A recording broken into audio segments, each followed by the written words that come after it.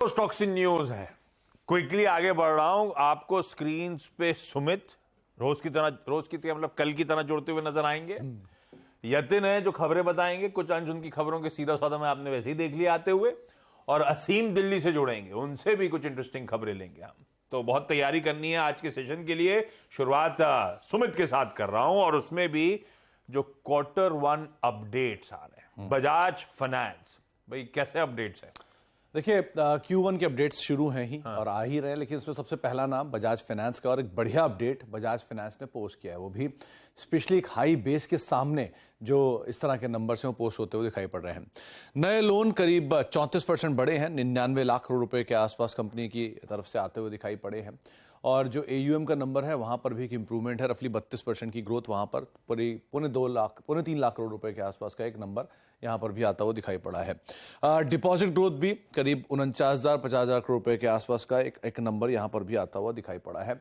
और ना केवल ये, बल्कि जो ओवरऑल सिचुएशन है AUM की, वो 32% YOY बेसिस पे आपको दिखाई पड़ेगा, लेकिन सीक्वेंशियल बेसिस पे भी करीब 9-9.5% के आसपास की ग्रोथ वहां पर देखने को मिली है। कंपनी के कस्टमर एक्विजिशन बेटर साइड पर है, ग्रोथ के आंकड़े अच्छे हैं। और ना केवल ये, बल्कि ब्रोकेज हाउसेज की तरफ से भी इसको एक अच्छा थम्स अप दिया गया है। उनका भी मानना है कि यहाँ पर नंबर्स काफ़ी स्ट्रॉन्ग, काफ़ी बेहतर है, इसलिए उन्होंने 9250 रुपये के टारगेट्स के लिए ओवरवेट रेटिंग दी है। मॉर्गन स्टैनली की तरफ से एक रिपोर्ट भी आई है।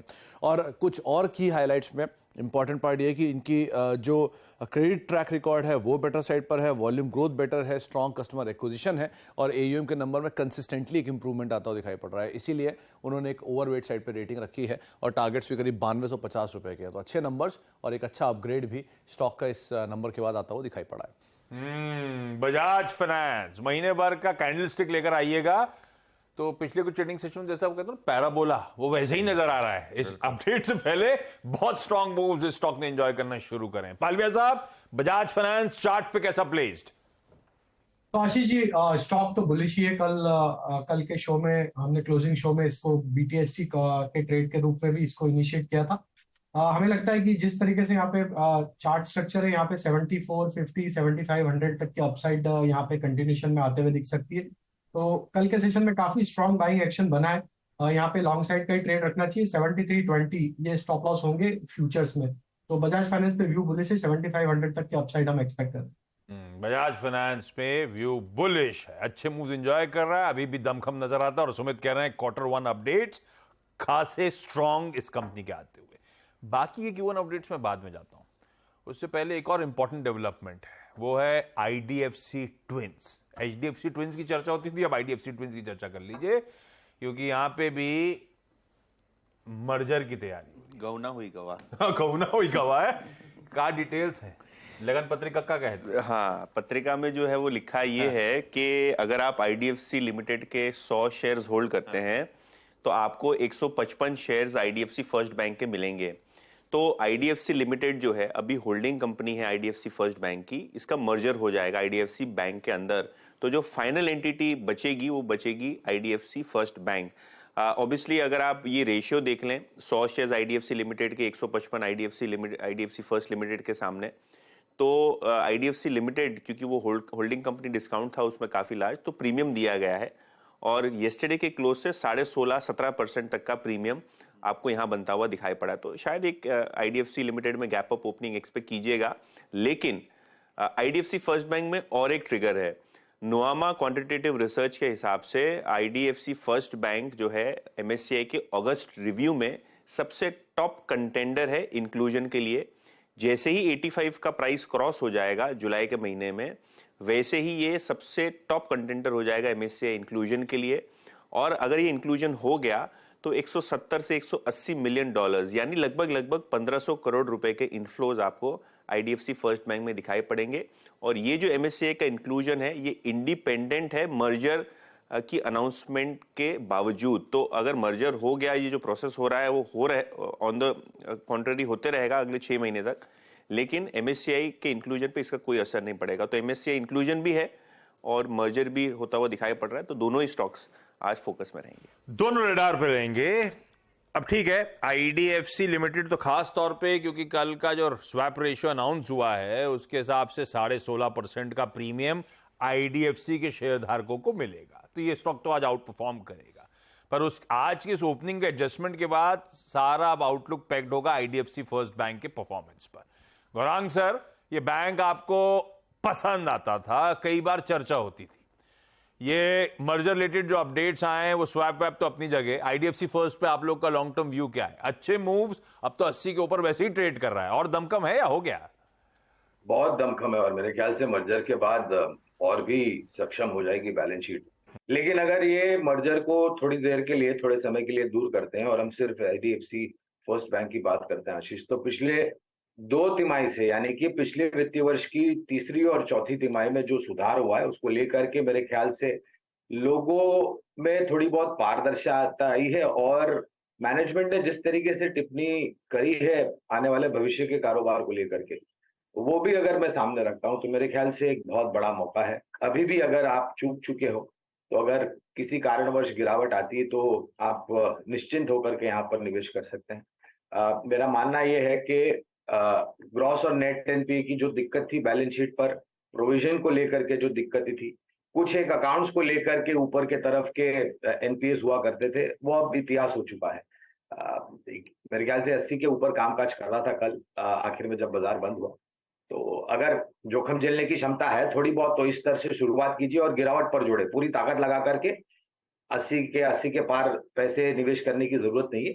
मौके बाजार आपको खूब देगा, गिरावट पर आप बिल्कुल यहाँ पर जोड़ सकते हैं, लेकिन शुरुआत बिल्कुल कर सकते हैं। ठीक बात, ठीक बात। आईडीएफसी लिमिटेड की चर्चा करने की जरूरत नहीं है, हमने अपफ्रंट आज के टॉप जो बिग स्टॉक्स थे उन पे चर्चा कर ली आईडीएफसी लिमिटेड की। मानस, आईडीएफसी फर्स्ट बैंक चार्ट पे कैसा प्लेस्ड? देखिए बेहतरीन है। कल भी मैंने आईडीएफसी लिमिटेड और आईडीएफसी फर्स्ट बैंक की बात की थी, और आज भी अगर आईडीएफसी फर्स्ट बैंक आपको 82 रुपीज और 82.50 के आसपास मिले तो बिल्कुल खरीदारी करनी चाहिए। पैटर्न बहुत पॉजिटिव है और पिछला हाई बिल्कुल डेफिनेटली ब्रेक हो सकता है। तो आईडीएफसी फर्स्ट लिमिटेड में भी खरीदारी करनी है। 79.90 के स्टॉप लॉस से खरीदारी करिए। 86-87 रुपीज तक के भाव आपको आईडीएफसी फर्स्ट बैंक में देखने को मिल सकते हैं। ओके, तो कल ये 16.5% आईडीएफसी के लिए प्रीमियम, अगर मानस रिकमेंड नहीं करते तो प्रीमियम ज्यादा हो सकता था कल, क्योंकि आईडीएफसी ऑलरेडी 6% का मूव दिखा चुका है, उसके बावजूद 16.5% का प्रीमियम मिलने वाला है। खैर, देखते हैं अब दोनों की ओपनिंग्स, उसके बाद रिविजिट कर लेंगे दोनों आज के स्टॉक्स इन फोकस। दिल्ली चलते हैं असीम के पास, रिलायंस इंडस्ट्रीज भी फोकस में। कल कुछ दिग्गज स्टॉक्स जो मूव कर रहे थे उसमें एक रिलायंस इंडस्ट्रीज था, और वो जियो का नया फोन कल शाम को बाजार बंद होने के बाद लॉन्च हुआ, जिसे जियो भारत फोन कहा गया है। अजीम, कैसा स्टैक्ड अप भैया ये फोन, क्या डिटेल्स हैं, क्या लगता है इसके लॉन्च के बाद? देखिए, अभी भारत में 25 करोड़ लोग 2G नेटवर्क का इस्तेमाल करते हैं और ये फोन का इस्तेमाल ज्यादातर मोबाइल कॉलिंग के लिए होता है। इंटरनेट का इस्तेमाल इसमें काफी कम होता है। तो इसको टारगेट करते हुए रिलायंस जियो ने अपने नया फोन मार्केट में उतारा है, और ये जियो भारत फोन के नाम से एक मार्केट में उतारा गया है। इसकी कीमत मात्र 999 पे रखी गई है। इसमें सिर्फ जियो का सिम ही चलेगा, और अगर आपको इसको एक्टिवेट करना है तो आपको मात्र 123 रुपए का प्लान लेना पड़ेगा। अगर मैं दूसरे टेलीकॉम कंपनियों के साथ कंपैरिजन करूं तो दूसरे टेलीकॉम कंपनियों का मिनिमम 179 रुपए का प्लान शुरू होता है, तो उसके मुकाबले ये 30% के आसपास सस्ता है। लेकिन अगर आप एक ईयरली प्लान इसके साथ लेते हैं तो आपको ये प्लान कम से कम 35% तक सस्ता पड़ेगा। तो एक काफी बचत आपकी हो रही है। और दूसरी बात ये कि फोन के साथ आपको लॉकिंग पीरियड कोई नहीं है कि आपको इसको रिचार्ज कराना ही कराना है। आप एक बार रिचार्ज कराइए, उसके बाद हो सकता है कि आप 1 महीने तक रिचार्ज ना कराइए, उसके बाद भी रिचार्ज कराइए। तो ये एक बड़ा एक बेनिफिट है। काफी सारे फीचर्स इस फोन के अंदर दिए गए हैं, तो काफी एक एग्रेसिव स्ट्रेटेजी है। खासतौर पर देखिए, मुकेश अंबानी ने ये कहा था कि हम 2G मुक्त भारत करना चाहते हैं, तो उसको टारगेट करते हुए ये फोन बाजार में उतारा गया, और आपको इसका अपटेक होता हुआ जल्दी बाजार में दिखाई देगा, क्योंकि बाकी ऑपरेटर्स के मुकाबले ये 30% तक आपको बेनिफिट दे रहा है। रिलायंस इंडस्ट्रीज, हालांकि अब चर्चा करूंगा स्टॉक की, क्योंकि एक बड़ा अनाउंसमेंट कल शाम को होता हुआ नजर आया, पर हमेशा जब भी चर्चा हो, इवन असीम ने जो इनपुट्स दिए उन सब पे आप कुछ रिएक्ट करने का मन बना रहे हो, ध्यान रखिएगा चैनल का स्वामित्व प्रबंधन इसी कंपनी रिलायंस इंडस्ट्रीज के पास है। तो standard word of caution, Reliance industries, Satpute साहब, चार्ट्स पे कैसा प्लेस्ड? जी देखिए, रिलायंस का स्ट्रक्चर बेहतरीन स्ट्रक्चर, और इनफैक्ट कल भी मुझे याद है क्लोजिंग पे बात हुई थी, तभी मैंने यही कहा था 2600 के ऊपर जिस तरह से ब्रेकआउट हुआ है, इट्स अ राइजिंग चैनल जिसका ब्रेकआउट मिला है 2600 के ऊपर, और जो टारगेट दिखता है, यानी हम स्विंग ट्रेडिंग की बात करेंगे तो 2700 का इसका पहला टारगेट है। तो रिलायंस में देखिए, कल हमने एक सजेस्ट किया था, जस्ट मैं आपको रिमाइंड कराता हूँ 2620 का कॉल हमने 56 पे दिया था, स्टॉप लॉस रखा था 45 और टारगेट रखा था करीबन 80-85 का। मुझे लगता है कि आज यहाँ पे इस कॉल पे इस स्ट्राइक पे नजर रखनी चाहिए। तो it's a buy still in Reliance. भाई रिलायंस इंडस्ट्रीज खरीदारी करने का कॉल, आई एम श्योर कल जो सतपाल साहब कह रहे हैं कल शाम को वैसी चर्चा हुई होगी, क्योंकि कल बहुत से मूव्स स्टॉक डिलीवर कर रहा था। डिस्क्लेमर के साथ, चाहे तो 2600 का कॉल रिलायंस इंडस्ट्रीज का खरीदा जा सकता है। एक Q1 अपडेट ले लिया था इंपॉर्टेंट बजाज फाइनेंस का सुमित से। एक नहीं, कई सारे इंपॉर्टेंट अपडेट्स और भी आए हुए हैं। सुमित, कौन कौन से? देखिए, बजाज फाइनेंस के बाद बाकी इंपॉर्टेंट अपडेट से पहले डी मार्ट और वी मार्ट दोनों पे आप नजर रखिएगा। डी मार्ट यानी एवेन्यू सुपरमार्ट का भी Q1 का अपडेट आया है। कुल बिक्री 9,810 करोड़ रुपए से बढ़ के 11,580 करोड़ रुपए है। ये इनफैक्ट पिछले क्वार्टर से भी इंप्रूव्ड हुई है और पिछले साल से भी इंप्रूव हुई है। स्टोर की संख्या करीब 327 हो गई है, जो कि पिछली बार शायद 317 थी। वहां से पिकअप करके जो स्टोर का नंबर है वो 324 था, वो बढ़ के 327 आया। इनफैक्ट अगर सेल्स के नंबर्स देखेंगे तो ये शायद पिछले 5 क्वार्टर में सबसे बेहतरीन साइड पे इनके जो सेल्स के नंबर है वो आते हुए दिखाई पड़े हैं। तो डी मार्ट पे इस लिहाज से आप नजर रखें। इसके अलावा वी मार्ट पे भी आप ध्यान दे सकते हैं, जहां पर उनका भी Q1 का अपडेट आया है। 16% की बिक्री बढ़ी है, 678 करोड़ रुपए का एक नंबर है, 588 करोड़ से ये आंकड़ा बढ़कर आया है। कंपनी ने 9 नए स्टोर खोले हैं और करीब 431 अब इनके टोटल स्टोर आते हुए दिखाई पड़े हैं। तो वी मार्ट, डी मार्ट दोनों के अपडेट आपकी स्क्रीन पर। इसके अलावा अब वेदांता और हिंदुस्तान जिंक दो और अपडेट हैं। वेदांता कुल एल्यूमिनियम प्रोडक्शन करीब 565 किलो टन से बढ़ के 579 किलो टन के आसपास आया है। Mine metal production 252 kilo ton से करीब 257 और पावर 3577 MU से बढ़ के 4266 MU के आसपास के आते हुए दिखाई पड़े। तो इनके नंबर्स भी मेटल साइड पर भी और पावर स्पेस में भी बेटर साइड पर आए हैं। और हिंदुस्तान जिंक के नंबर्स के अंदर भी, चाहे माइन मेटल हो या फिर रिफाइंड मेटल हो, दोनों के नंबर्स के अंदर एक अच्छा पिकअप आता हुआ दिखाई पड़ा है। हालांकि कुछ में फ्लैट, लेकिन अदरवाइज वाई बेसिस पे बेटर साइड पर। विंड पावर जनरेशन हालांकि थोड़ा सा गिर कर आया, लेकिन ओवरऑल हिंदुस्तान जिंक और वेदांता इनके नंबर्स भी अच्छे हैं। लेकिन डी मार्ट एक बेहतर साइड पे आप इसे आज काउंट करके चल सकते हैं। डी मार्ट और वी मार्ट, वैसे अभी तक जो क्वार्टरली अपडेट्स आ रहे हैं, पिक्चर तो अच्छी पेंट कर रहे हैं Q1 इंडिया इंक के परफॉर्मेंस को लेकर, स्पेशली बैंक्स एंड NBFCs। भाई साहब देखते हैं भाई, अच्छा परफॉर्मेंस आ जाए तो जस्टिफाई हो जाएगा थोड़ा से बाजार के बढ़िया मूव्स भी। लेकिन गौरांग सर, ये एवेन्यू सुपरमार्ट आका डी मार्ट कैसे देख रहे हो आप? ये इस स्टॉक पे अब व्यू क्या बन रहा है? बहुत आज भी प्रीमियम कमांड करता है, लेकिन एक समय जो EV बाय बीटा हुआ करता था 60 टाइम्स का 5 साल का औसतन, उसके तो आधे पे आ गया है, 35-40 टाइम्स जो शायद इस समय ट्रेड कर रहा है। तो कुछ कूल ऑफ हुए हैं, वैल्यूएशन कंसर्न्स थोड़े बहुत एब हुए होंगे, लेकिन स्टॉक पे व्यू क्या है? तो पहले तो डिस्क्लोजर आशीष, लंबी अवधि के लिए खरीदारी की राय है और ये नीचे के तरफ के दायरे हमने इसलिए देखे क्योंकि ये पिछली तिमाही के जो आंकड़े थे, खास करके अगर मेरी याददाश्त या अनुमान सही है तो दूसरी, तीसरी और चौथी तिमाही के जो पिछले वित्तीय वर्ष के आंकड़े आए थे वो बाजार की उम्मीद से थोड़े बहुत नीचे आए थे और कुछ जगहों पर थोड़ी बहुत निराशा ज्यादा थी। इस करके हमने स्टॉक में करेक्शन आते हुए देखा। मेरे ख्याल से एक समय पर ये 3,300 के आसपास भी गया था उसकी वजह से। और चौथी तिमाही में आशीष, जिस तरीके से मैनेजमेंट ने टिप्पणियां की है कि वो बड़े शहरों में, मेट्रोज में, टायर 1 सिटीज में तो ध्यान देंगे, लेकिन ज्यादा ध्यान यानी कि कारोबार की रणनीति जो है वो आगे जाकर के टायर 2, टायर 3 और टायर 4 सिटीज में, यानी कि छोटे छोटे शहरों में जाकर के अपने रिटेल जो आउटलेट्स है वो खोलेंगे। और वो इसके लिए आशीष, क्योंकि वहां पर जो आमदनी है और लोगों के खर्च करने की ताकत है और जो डिजायर्स है उनके, वो बहुत धीरे धीरे करके ऊपर जा रहे हैं। और उसका फायदा लेने के लिए मेरे ख्याल से ये जो छोटे शहरों में इन्होंने नए ब्रांच और नेटवर्क्स आउटलेट खोलने की बात करी है, हमें लग रहा है कि 4,400 तक के लक्ष्य लंबी अवधि में यहां पर आ सकते हैं। गाबा सर, एवेन्यू सुपरमार्ट चार्ट्स पे कैसा प्लेस्ड? D mart? जी हाँ, मेरे ख्याल से डीमार्ट का जो चार्ट है उसके हिसाब से लगता तो है कि आपको मिलना चाहिए। यहाँ पर डीमार्ट का स्ट्रॉन्ग सपोर्ट जोन है लोअर लेवल्स पे, करीब अराउंड 3850 के आसपास, 4000 पॉसिबल। तो मुझे DMart from slightly longer term perspective बढ़िया लगता है। अच्छा, आज से एक IPO भी खुलने जा रहा है, उस पर भी चर्चा करनी है, तो क्विकली अब सुमित के पास चला जाए और बाकी के सारे इंपॉर्टेंट स्टॉक से न्यूज जान लिया जाए। सुमित, कौन कौन से? देखिए, बायोकॉन पहला नाम है जिसके ऊपर आप ध्यान दे सकते हैं। इनकी बायोसिमिलर अदालीमुमाब को US में एक्सपैंड किया गया। ये बार बार मत पूछो यार, बड़े मुश्किल से तो मैं एक बार बोल पाता हूँ उसे। अदालीमुमाब इसको इन्होंने यूएस में एक्सपैंड किया है, और एक BA अदालीमुमाब भी, शायद बायोकॉन बायोलॉजिक्स अदालीमुमाब है, तो उसी को ही उन्होंने एक्सपैंड किया यूएस मार्केट में। और ये 5 साल के लिए एक एक्सपेंशन आया है, तो अच्छी खबर के तौर पे आप इसे देख सकते हैं बायोकॉन के लिए। औरबिंदो ने एक वाइट्रिस इंक के साथ करार किया है, तो ये दूसरा करार औरबिंदो की तरफ से भी आता हुआ दिखाई पड़ रहा है। कल वैसे प्रेशर में था, लेकिन ये 4.5 करोड़ या 5 करोड़ डॉलर के आसपास के इन्वेस्टमेंट के साथ ये करार आता हुआ दिखाई पड़ा, तो उस हिसाब से आप इस पर ध्यान रखेंगे।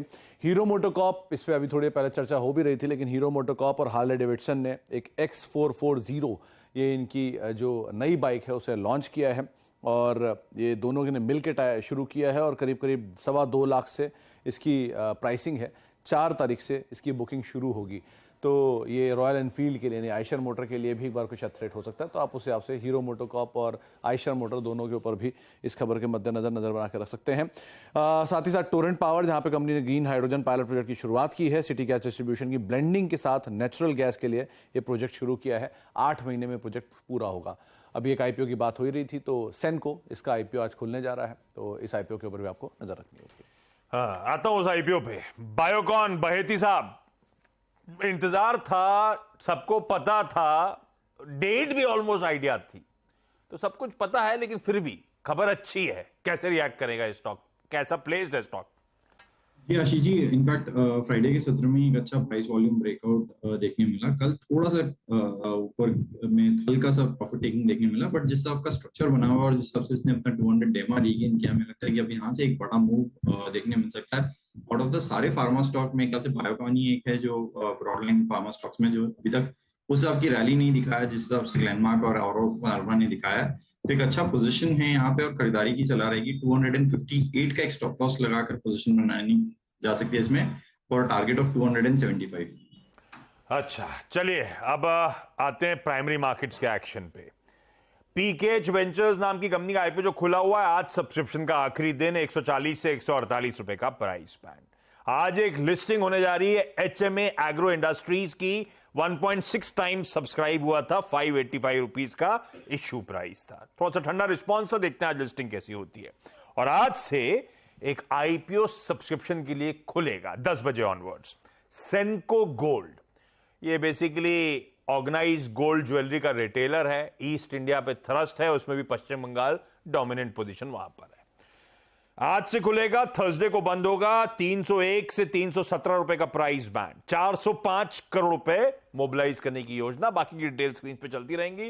इस IPO पे बात करने के लिए हिम सिक्योरिटीज की आस्था जैन जुड़ती हुई। आस्था, सब्सक्राइब करना है या नहीं? गुड मॉर्निंग आशीष। बिल्कुल सब्सक्राइब की रेटिंग है। तो हम लोगों ने जो नोट निकाला है उसमें मैंने सब्सक्राइब की रेटिंग दी है, लिस्टिंग इन लॉन्ग टर्म दोनों के लिए। तो मैं यहाँ पे रिकमेंडेशन दे रही हूँ। देखिए, कंपनी में मुझे 2-3 पॉइंट्स काफी ज्यादा पसंद आए, जैसे कि ये पैन इंडिया ज्वेलरी रिटेलर की तरह है, लेकिन बहुत पुरानी कंपनी है, 5 डिकेड्स का एक एक्सपीरियंस है प्रमोटर्स को। बेसिकली काफी पुरानी कंपनी है, तो वो यहाँ पे कंपनी को एक बहुत बढ़िया पोजीशन भी रखती है। दूसरी तरफ जिस तरह का इनका मॉडल है, क्योंकि फ्रेंचाइजी मॉडल पे भी काम करते हैं और कंपनी ओन ऑपरेटेड शोरूम्स भी हैं इनके, 135 में से 75 तो खुद के हैं और बाकी जो 61 है वो फ्रेंचाइजी मॉडल है, तो उसकी वजह से ग्रॉस मार्जिन अच्छे रहते हैं और एक तरह से असेट लाइट भी ये मॉडल हो जाता है। तीसरी तरफ फाइनेंशियल्स की अगर मैं बात करूं तो CAGR ग्रोथ अच्छी है, स्पेशली अगर मैं पेयर्स से कंपेयर करूं तो CAGR growth top line bottom line दोनों की अच्छी है। और चौथी बात है वैल्यूएशन, जिसकी चर्चा शायद आपने आज मॉर्निंग शो में भी की थी कि वैल्यूएशन यहाँ पे रीजनेबल लगते हैं, क्योंकि ये 16 के PE मल्टीपल पे आ रहा है। This is post issue equity, मैं यहाँ पे बात कर रही हूँ FY23 के पैट के हिसाब से, जो मुझे ठीक ठाक लगता है। सो ऑल एंड ऑल मुझे लगता है इसमें लगाना चाहिए, इसलिए सब्सक्राइब की रेटिंग हमारी तरफ से इस IPO को है। एक्चुअली पढ़िएगा, फंडामेंटल्स इंटरेस्टिंग है। इस IPO में प्रमोटर्स कुछ माल नहीं छोड़ रहे हैं और एक्चुअली ये सही है। अगर मैं पीयर से कंपेयर करूं तो लग रहा है पढ़ के कि टेबल पे इन लोगों ने कुछ छोड़ा है। आस्था की तरफ से एक सब्सक्राइब करे को पैसा लगाया जा सकता है। Aastha, thank you so much. Competitors, peers कौन कौन से लिस्टेड स्पेस में? कोई टाइटन, कोई कल्याण ज्वेलर, कोई थंगमाइल, ये सब पीयर्स हैं। तो टाइटन, कविता जी, चार्ट्स पे कैसा प्लेस्ड? आशीष, टाइटन एक न्यू टेरिटरी में अब मूव करता हुआ दिखता है। 3038 के लेवल पर है। एक बहुत अच्छा मूव ऑलरेडी काउंटर लिए है, बट मोमेंटम कंटिन्यू होता हुआ दिख सकता है। अंटिल होल्ड किए है ये अपने 2980 के लेवल्स को, डिप को बाय की तरह देखा जा सकता है। अपसाइड में मुझे लगता है 3150 3200 तक के लेवल्स की तरफ पे बढ़ता हुआ। चलो टाइटन, ये है टाइटन पे व्यू। आज सारे ज्वेलरी स्टॉक्स देखते हैं वो सेनको गोल्ड के आईपीओ किस तरह का रिस्पांस मिलता है। हमने सेकेंडरी, हमने प्राइमरी मार्केट सब टटोल लिए, सब चर्चा कर ली। मुनाफे की तैयारी को समेट लिया जाए और शुरुआत अब पहला सौदा की।